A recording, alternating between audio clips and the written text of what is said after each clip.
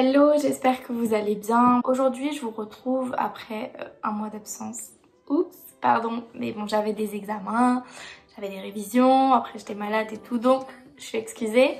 Mais je vous retrouve aujourd'hui pour une petite story time, donc vous l'avez vu dans le titre. C'est une story time sur un moment où j'allais perdre un ovaire, voilà, ce qui est une vraie histoire. Vraiment, j'ai failli perdre un ovaire, donc je vais vous expliquer un petit peu tout ça. Avant de commencer, quand même, je voulais faire un petit disclaimer, on va dire, parce que je vous raconte cette histoire, donc c'est complètement un vrai truc, hein, mais j'ai pas envie de faire pleurer dans les chaumières, enfin c'est pas du tout l'objectif.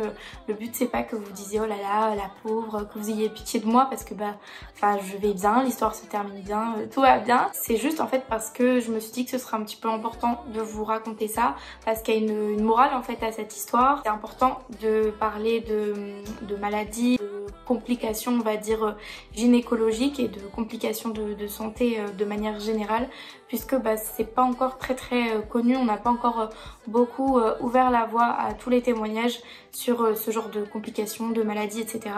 Donc aujourd'hui on commence un petit peu plus à parler de par exemple d'endométriose, de problèmes de fertilité, de kystes, etc. Mais c'est pas encore très démocratisé on va dire.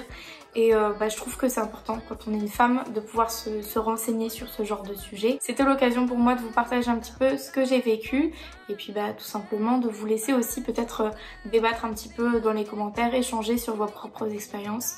Donc voilà, ceci étant dit, nous allons pouvoir commencer. Donc cette histoire, elle débute, si je dis pas de bêtises, c'était l'avant-dernière semaine d'août 2018. Donc je m'apprêtais à reprendre les cours une semaine après. Je me réveille en ayant des très grosses douleurs à l'utérus.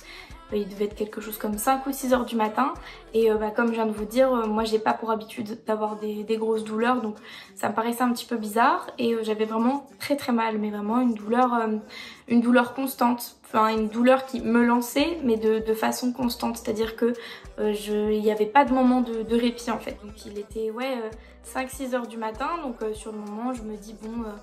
je sais pas, peut-être que c'est une douleur d'ovulation, etc. Puisque les filles, vous savez que en milieu de cycle, au moment de l'ovulation, parfois on peut avoir quelques petites douleurs. Donc je me suis dit que c'était peut-être ça, mais dès le début, ça me paraissait un peu bizarre parce que je n'étais pas habituée à avoir ce genre de douleur-là. Donc sur le moment, je me dis bon, je vais prendre un Doliprane et essayer de me rendormir, prendre une petite bouillotte un petit peu chaude à placer sur le bas-ventre, enfin les filles vous connaissez, et je vais essayer de me rendormir. Donc c'est ce que je fais, sauf que la douleur ne passe pas du tout, je continue à avoir vraiment mal. Donc vers 7 h du matin, je commence à aller voir mon père, à lui expliquer un peu la situation. Faut savoir que mon père, si je lui dis que j'ai mal quelque part, mon père c'est un peu comme l'infirmière du collège, c'est-à-dire que je peux lui dire que je me suis pété la jambe, il va me dire prends un Doliprane et c'est tout. Il y a des parents qui sont comme ça, c'est le cas de mon père parce que je sais pas, il me croit jamais trop quand j'ai mal, je sais pas pourquoi, mais... Bref, donc moi je lui dis que j'ai très mal, donc il me file un petit anti-inflammatoire, il me dit va te recoucher, ça va aller mieux. Donc moi déjà, comme ça faisait déjà 1 heure que j'avais très mal, je me disais qu'il y avait vraiment quelque chose qui clochait, mais je me dis bon, je vais prendre ce qu'il me dit et on verra. Donc je prends mon anti-inflammatoire et en fait 1/2 heure, 1 heure plus tard, mais ça n'allait toujours pas, mais vraiment pas du tout, enfin je me tordais de douleur dans mon lit. En plus c'était compliqué parce que peu importe les positions, j'avais mal. C'est-à-dire que debout, j'avais mal, assise, j'avais mal, couchée, j'avais mal, que ce soit sur le ventre, sur le flanc, sur le dos, et il n'y avait rien qu'aller, j'avais tout le temps mal. Donc là, je commençais vraiment à paniquer et je commence à aller voir ma mère. Donc à ce moment-là, il doit être quelque chose comme 7h45, 8h. Je vais réveiller ma mère et je vais lui dire que j'ai très mal. Et ma mère pour le coup, comme c'est une femme et qu'elle comprend un petit peu plus ce que c'est que ces douleurs à ce niveau-là, elle commence à s'inquiéter un peu aussi et à dire à mon père de m'emmener à l'hôpital ou quelque chose comme ça. Au début mon père me dit que c'est pas pressé, que on va voir encore un peu si la douleur elle évolue et puis qu'il m'emmènera à l'hôpital en allant au travail, puisque du coup il comptait m'emmener à l'hôpital où il bosse, et que on va voir comment ça se dégoupiller. Sauf que moi vraiment j'étais là, mais je le suppliais de m'emmener à l'hôpital, je me tordais de douleur, je pleurais et tout, c'était horrible parce que vraiment j'avais mal, mais comme j'avais jamais eu mal de toute ma vie. À ce moment-là, mon père, quand il se rend compte que je fais pas du cinéma quoi, il se dépêche de se préparer, moi je fais mes affaires vite fait et donc on part pour l'hôpital. Et il faut savoir que j'avais tellement mal que sur la route de l'hôpital, j'ai vomi. Genre j'ai vomi de douleur.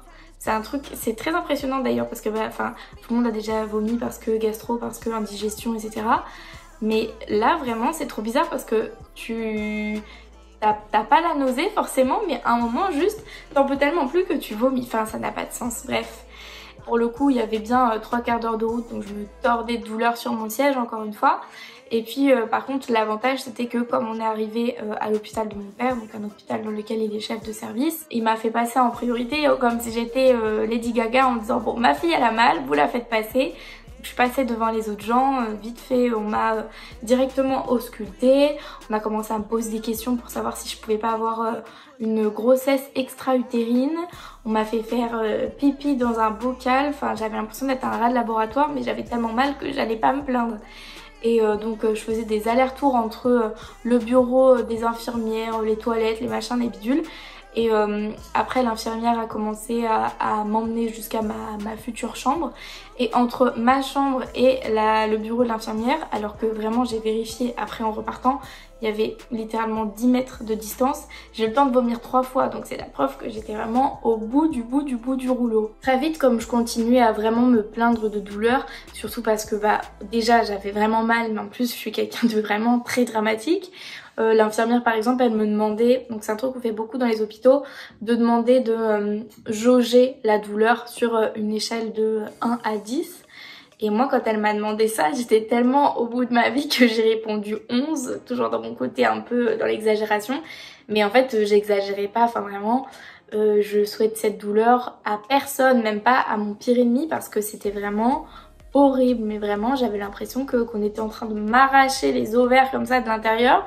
Enfin bref, et du coup, voyant que ça n'allait pas mieux, on m'a directement emmené voir un gynécologue urgentiste, gynécologue qui était aussi chirurgien, qui donc m'a ausculté directement et m'a fait une échographie pour voir ce qui se passait en fait. Je vais donc dans son petit cabinet, il commence à m'ausculter. Et donc il regarde mon ovaire gauche, il me dit celui-là, rien à signaler, tout va bien. Et puis là, il regarde mon ovaire droit et j'ai vu son regard, vraiment il était un visage interdit comme ça, vraiment très interloqué.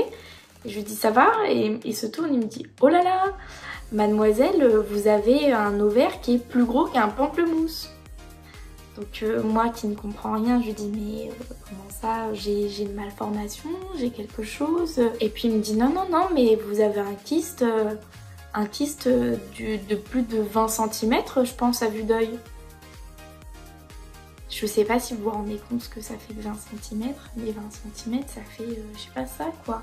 J'avais ça à l'intérieur là. Genre enfin je sais pas, je l'avais jamais remarqué, moi j'étais pas gonflée, j'étais pas particulièrement... Parce que moi je m'étais toujours dit que si j'avais un problème ça se verrait de l'extérieur, que j'aurais je sais pas une boule, quelque chose.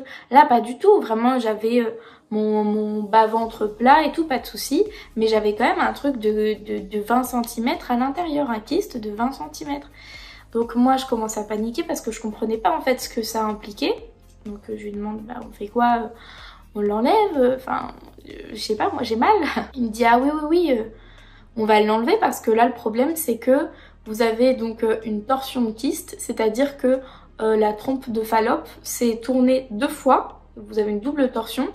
Et donc ni la trompe ni l'ovaire ne sont oxygénés et votre ovaire est en train de mourir. Je pense que je vais vous mettre un petit schéma juste ici pour que vous voyez un petit peu, en gros là je vous montrerai, enfin j'espère que ça s'affichera bien, mais là en gros ce sera un ovaire avec un kyste, donc qui est beaucoup plus gros, puis de l'autre côté un ovaire normal, vous verrez un petit peu la trompe, le kyste, etc. Donc vraiment mon ovaire n'avait plus d'oxygène, en fait était en train de mourir. Et cette douleur là c'était à la fois en fait la souffrance de l'ovaire et en même temps des signaux d'alerte parce que j'avais un organe qui était en train de décéder quoi. Le monsieur me dit oui on va vous retirer tout ça mais on va pas pouvoir vous retirer juste le kyste, il est beaucoup trop gros et en plus il a fait 2 tours autour de la trompe de Fallope, la trompe elle s'est tournée 2 fois. On va devoir vous retirer l'ovaire parce qu'on n'arrivera pas à retirer le kyste en laissant l'ovaire intact. Donc on va vous retirer un ovaire. Et enfin je sais pas si vous vous rendez compte, mais moi à ce moment-là j'ai 19 ans, Je connais pas grand chose à la vie, mais je compte plus tard, je sais pas, être dans un couple stable, fonder une famille, avoir des enfants, enfin... Et je connais pas du tout ces trucs-là, et d'un coup ça me tombe sur la tête que l'idée même de pouvoir avoir des enfants plus tard est un peu menacée par ça, parce que je sais pas si tout le monde, si tout mon public le sait, mais quand une femme ovule, elle ovule d'un ovaire sur deux, c'est-à-dire que un mois ça va être son ovaire gauche qui va produire l'ovule pour qu'elle puisse être fécondée et avoir un bébé, et le mois suivant ce sera l'ovaire droit, etc. Ça va faire 1 sur 2. Donc si vous manque un ovaire, techniquement, sachant qu'on a un nombre d'ovules limité, attention, ça c'est pas comme les hommes, on a un nombre d'ovules qui est limité, techniquement ça fait que vous avez 2 fois moins de chances de pouvoir fonder une famille, de pouvoir avoir des enfants. Ça complique vachement le processus. Donc moi, apprendre tout ça à 19 ans, c'est un peu le ciel qui me tombe sur la tête, parce que je me dis je suis absolument pas prête à avoir une famille là dans les mois qui viennent. Mais ça veut dire que si plus tard je veux avoir des enfants, c'est galère genre. Donc vraiment, en même temps je me dis tout ça, et en même temps dans ma gaminerie et mon côté dramatique extrême, je commence à pleurnicher à partir du moment où je me dis oh là là Elise, tu pourras plus dire je m'en bats les ovaires, il faudra que tu dises je m'en bats l'ovaire. Donc je me dis ça dans ma tête et je commence à pleurnicher. À ce moment-là je me dis que je suis un peu ridicule de penser à ça alors qu'il y a des choses plus graves, mais...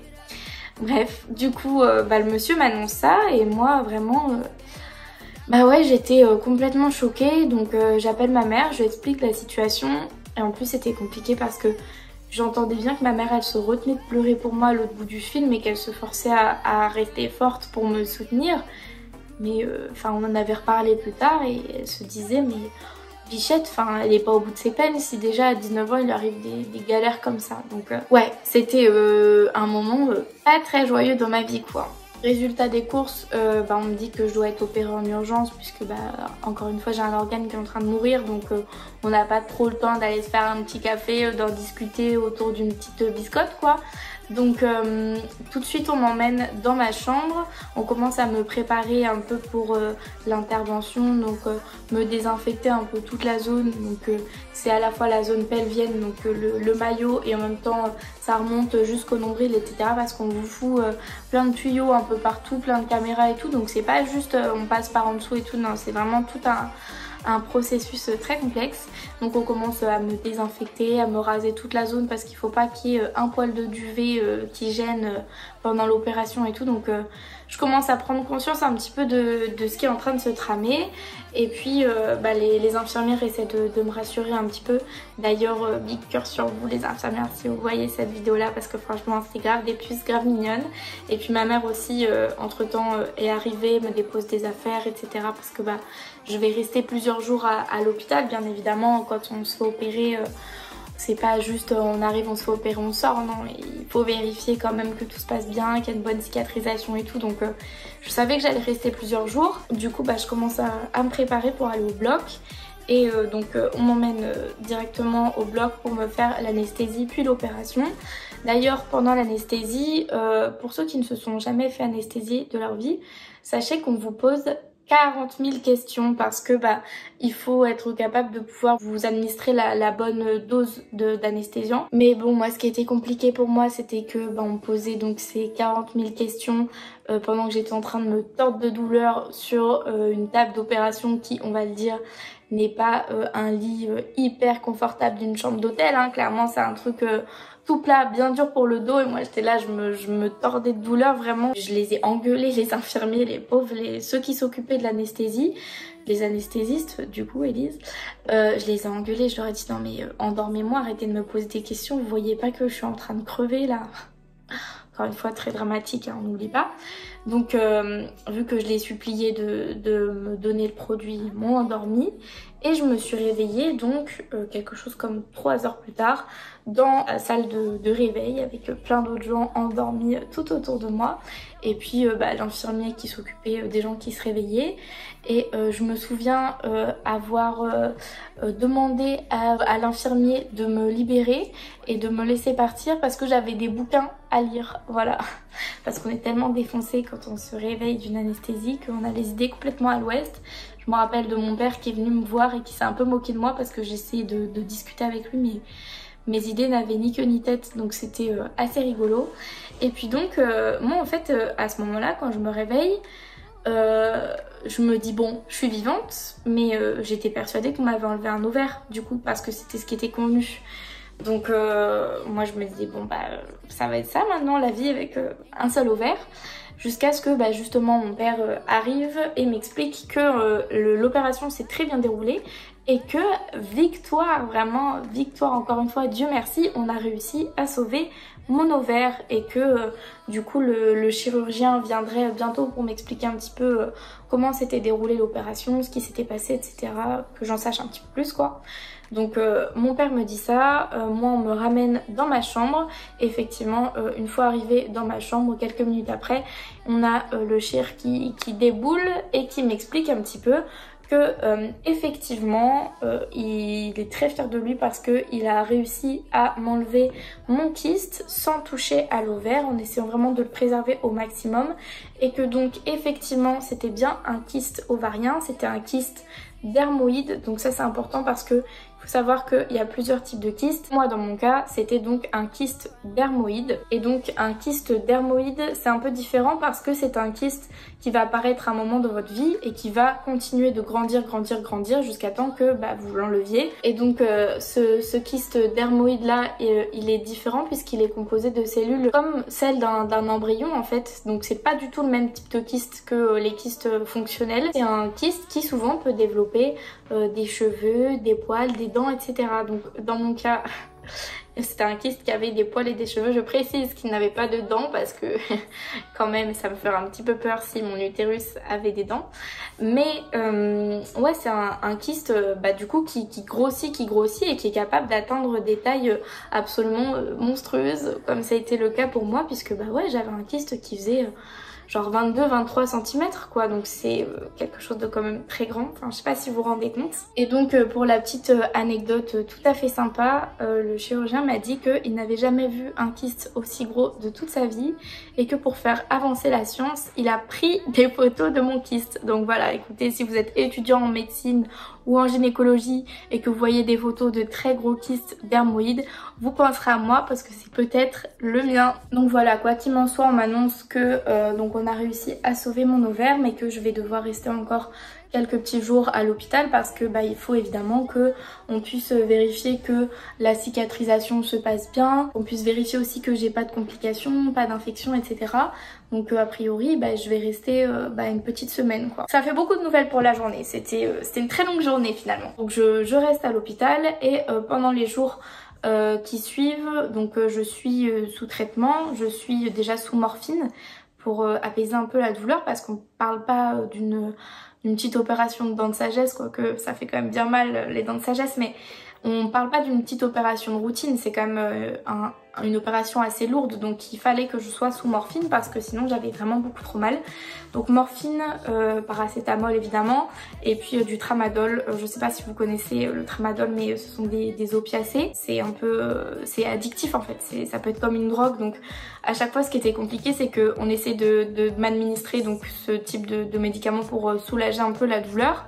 Sauf que on pouvait pas m'en donner trop non plus parce que y a ce côté addictif. Donc des fois je devais quand même rester avec ma douleur pendant des heures et des heures parce que tout simplement on n'avait pas le droit de m'en administrer plus que ça pour ne pas que je tombe dans une dépendance. Donc c'était un peu compliqué à ce moment-là. A priori j'avais pas eu de grosses complications. Le seul truc qui était un petit peu difficile, surtout les 2-3 premiers jours on va dire, c'était que j'avais une très grosse douleur par rapport à mon redon. Donc le redon, si vous voyez pas ce que c'est, je vais essayer de me lever pour que vous voyez. En gros on m'avait mis une espèce de tuyau juste ici avec une espèce de petite bouteille au bout. Et c'était un tuyau qui en gros absorbait le sang qui s'échappait de la plaie. il drainait en fait le sang un peu sale, un peu impur qui s'était échappé de la plaie. Et donc ça permettait en fait que ça coule pas partout par terre. Et en fait le souci c'est que le redon, donc c'est pas un tout petit fil ou je sais pas quoi, c'est comme un tube qui est épais bien comme ça, et puis qui est très très long en fait, parce que il faut qu'il passe dans le corps, etc. et que il descende et puis qu'il permette la mobilité de manière générale, donc il faut que ce soit un truc long. Et en fait le mien était mal positionné et je le sentais dès les premiers jours et je l'avais dit à un des médecins qui s'occupait de moi, sauf qu'il me croyait pas du tout, enfin vraiment il était persuadé que je faisais du cinéma, que c'était juste parce que j'avais mal, etc. À cause de mon opération, mais que j'avais pas de problème, etc. Sauf que moi je sentais qu'il y avait quelque chose qui n'allait pas, donc j'en avais parlé plusieurs fois aux infirmières et les infirmières comme elles ont vu que j'avais vraiment mal et qu'elles me voyaient souffrir, elles se sont dit bon Bichette, on va l'aider. Et effectivement à un moment il y a une infirmière qui a tiré sur mon redon pour essayer de le bouger. En fait elle a bien bougé de genre 15 cm, donc je vous explique pas la douleur parce que vous avez littéralement un câble à l'intérieur de vous et on le tire, donc ça bouge un peu tous les organes et tout, c'était horrible. Autant déjà on était sur du 11 sur 10 quand je suis arrivée à l'hôpital, mais ce moment là, ces quelques secondes là, je vais vous dire qu'on était à du 15 sur 10 tellement c'était horrible. Mais bon, elle m'avait filé de la morphine juste après pour calmer un peu parce que sinon je pense que j'aurais été en train de crever. Mais donc elle m'a retiré ce truc là et effectivement dès qu'elle me l'a retiré, genre dans les heures et les jours qui suivaient, je n'avais plus du tout cette douleur là. Donc ce qui est bien la preuve que vraiment faites-vous confiance si vous savez que vous avez une douleur qui n'est pas normale, même si vous avez parfois un médecin. J'ai l'impression que ça arrive surtout aux femmes, hein. Les femmes on a tendance à penser qu'on est des petites pleurnicheuses et qu'on fait du cinéma dès qu'on dit qu'on a mal, mais si vous avez mal, faites-vous confiance, dites-le et faites en sorte qu'on se bouge et qu'on fasse quelque chose quoi. Pour le coup moi il a fallu juste qu'on me tire le truc et ça allait mieux.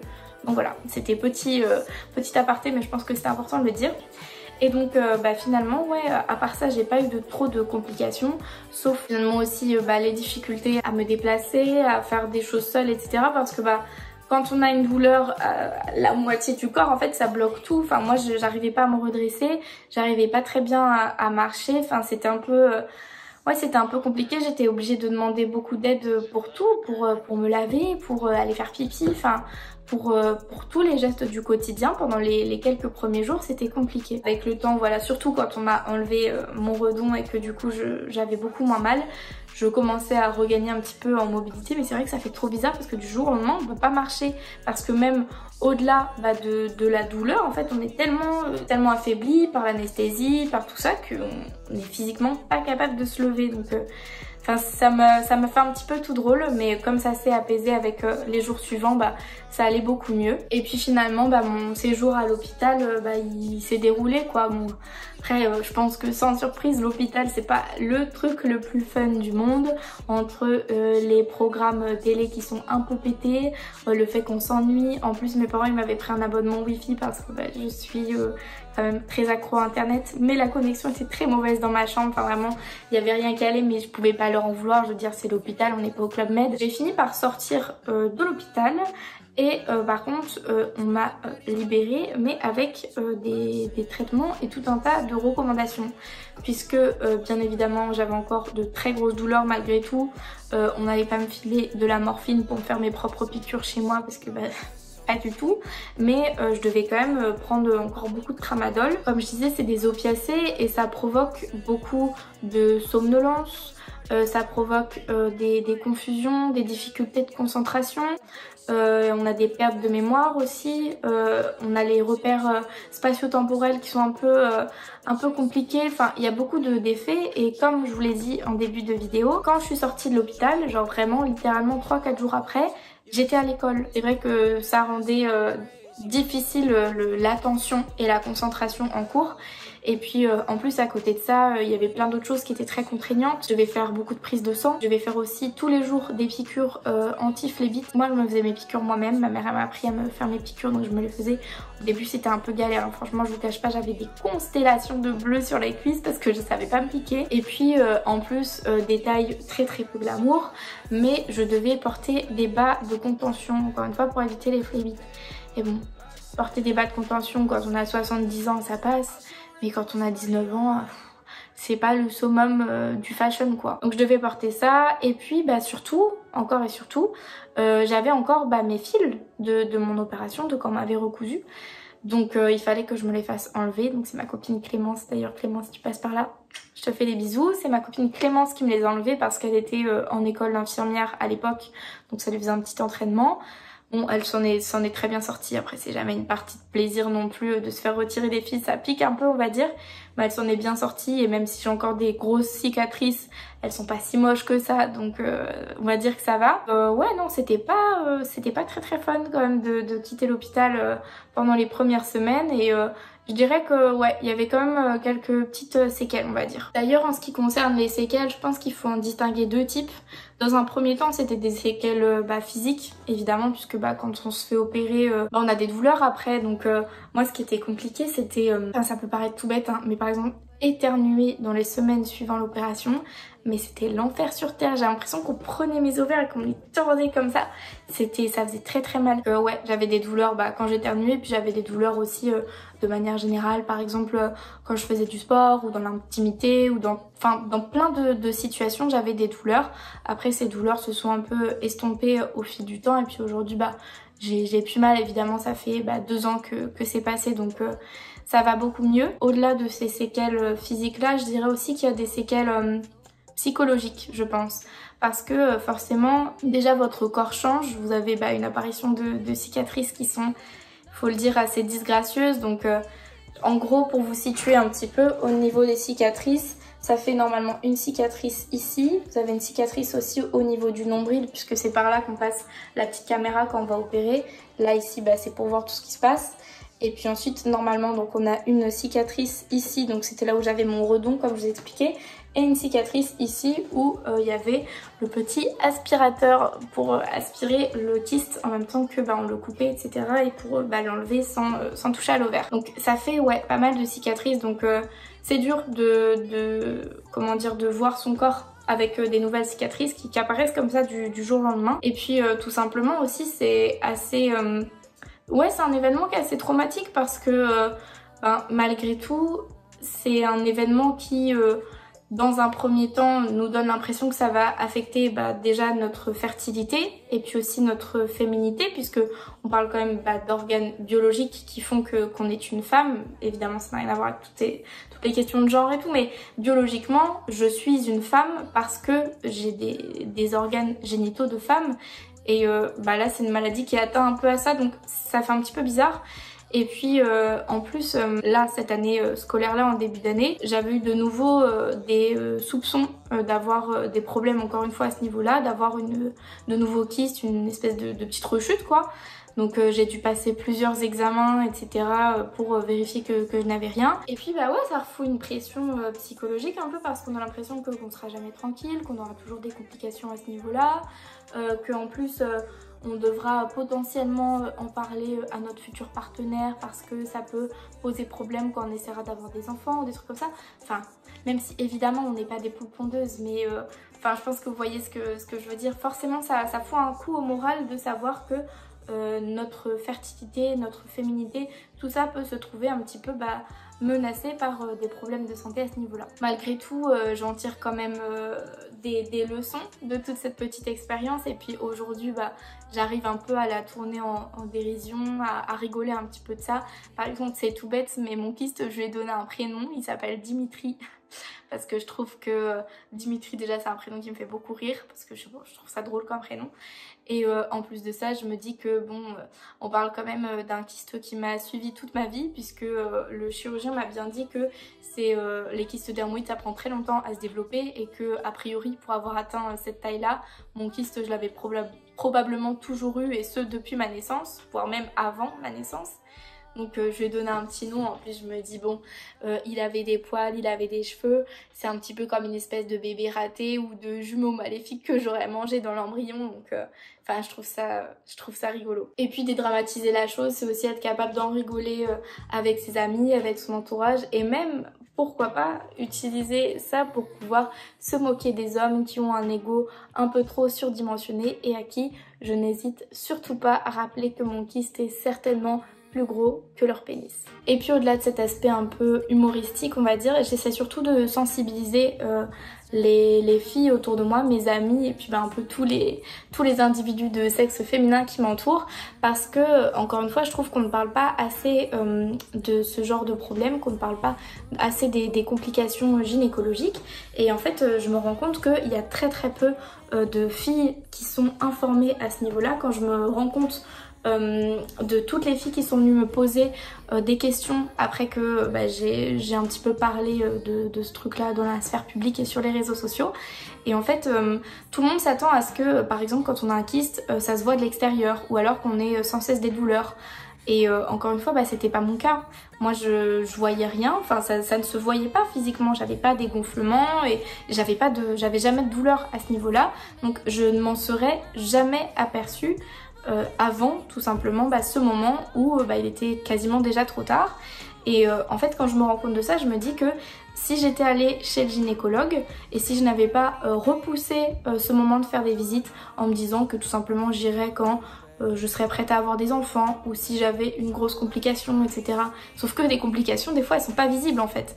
Donc si je n'avais pas attendu ce moment-là pour aller voir un gynéco, peut-être que tout simplement je me serais épargné une frayeur, puisque évidemment il aurait fallu que je retire ce kyste, mais j'aurais beaucoup moins eu cette frayeur de me dire que de toute façon mon ovaire était déjà en train de mourir et qu'il faudrait sûrement l'enlever. Et puis je veux surtout attirer votre attention aussi sur l'idée que on n'a jamais rien et que ces choses-là ça n'existe pas, ou du moins ça n'existe que chez les autres.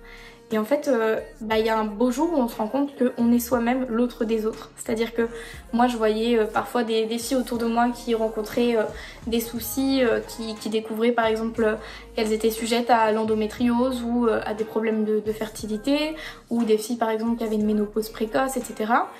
Et pour moi ces filles-là c'était toujours l'autre. Et un jour c'est moi qui suis devenue justement cette autre des autres, en me rendant compte que ça pouvait me toucher moi aussi, et que j'étais pas épargnée par mon jeune âge, que j'étais pas épargnée parce que je n'avais pas de symptômes visibles à l'œil nu, et que en fait voilà, ça peut arriver à n'importe qui, et c'est pour ça que c'est hyper important de consulter, même si on n'a pas l'impression d'avoir des symptômes, même si on n'a pas l'impression qu'il se passe quelque chose, ou même si tout simplement on n'est pas prête à avoir d'enfants. Ça n'a rien à voir, il faut consulter de la même manière que vous allez voir chez le dentiste, même si vous n'avez pas de caries, vous allez voir que tout se passe bien, et il faut aller chez le gynéco et voir que tout se passe bien aussi, surtout que ça, pour le coup, c'est pas quelque chose que vous pouvez observer à l'œil nu, donc c'est très important de faire des contrôles de routine. Après, évidemment, je sais qu'il y a de plus en plus de femmes qui parlent de violences obstétriciennes, gynécologiques, etc. Qu'elles ont subies, ça peut être pendant une grossesse ou ça peut être pendant des contrôles de routine, etc. Je sais tout ça, je sais que ça existe, et pour le coup moi aussi j'en ai un petit peu plus ou moins vécu par la suite pendant des visites chez des gynécos, et je sais que c'est difficile, que ce sont des traumatismes et que ça peut vous freiner à l'idée tout simplement d'aller chez un gynéco, même si vous n'en avez pas souffert. Je sais que vous lisez vous aussi ce genre de témoignages, donc ça peut un peu vous faire peur, mais je pense que malgré tout, si vous avez ce genre de traumatisme, évidemment il faut vous faire aider, et surtout il faut quand même pas que ça vous empêche d'aller consulter ce genre de praticien de santé là, parce que ça reste extrêmement important, et que demain, je ne vous souhaite absolument pas, mais demain vous pouvez très bien avoir un cancer du col de l'utérus et ne pas le savoir, et même refuser de le savoir en n'allant pas chez un praticien qui aurait pu vous alerter de ce genre de problème là. Donc rendez-vous bien compte de tous les problèmes dont vous pourriez souffrir et dont vous n'êtes peut-être même pas au courant, parce que vous n'allez pas voir, parce que vous n'allez pas faire ce genre de contrôle. Alors bien sûr je veux pas du tout vous pousser à l'hypocondrie, je vous dis pas non plus d'être dans un état d'esprit complètement alarmiste, mais c'est juste que je pense que c'est important aussi de dire qu'il faut consulter même quand on pense que tout va bien, parce que voilà, je pense que c'est important de savoir justement si tout va bien, et c'est important aussi de connaître un petit peu tout simplement son corps, et de connaître un petit peu ses organes génitaux. Vraiment je vous invite à prendre ce genre de rendez-vous, même juste une fois par an ou une fois tous les 2 ans, et je vous invite aussi très fortement à continuer de vous renseigner sur toutes les maladies dont peuvent souffrir les femmes Encore une fois, tout ce qui est endométriose, problème de fertilité, cancer du col de l'utérus, papillomavirus. Je vous invite vraiment à vous renseigner et je vous invite aussi à partager encore une fois vos expériences dans les commentaires. N'hésitez pas à discuter un petit peu de tout ça, qu'on puisse tous échanger autour de ce type de problème là, que ça puisse en informer certaines, en rassurer d'autres. Et voilà, moi j'espère que cette vidéo vous a plu. Vous l'avez vu, c'était peut-être pas la vidéo la plus fun de ma chaîne, mais je pense qu'elle était importante. Il était important de le faire et voilà, je suis contente d'avoir partagé tout ça avec vous et je vous fais de très très gros bisous et je vous dis à très vite pour de nouvelles aventures. Bye.